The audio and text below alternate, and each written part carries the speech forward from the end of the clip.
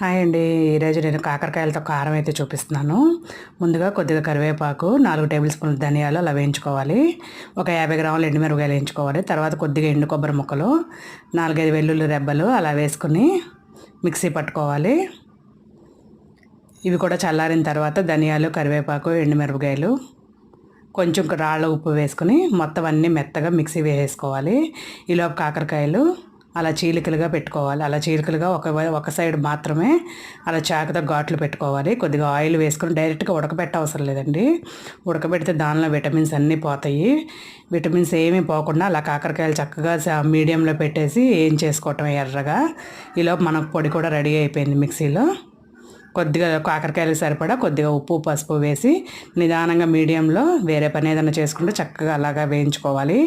వేయించుకున్న తర్వాత కాకరకాయ మెత్తబడిన తర్వాత మాత్రమే ఈ కారం వేసేసి కలిపేసుకోవటమే. చాలా ఈజీగా అయిపోతుంది.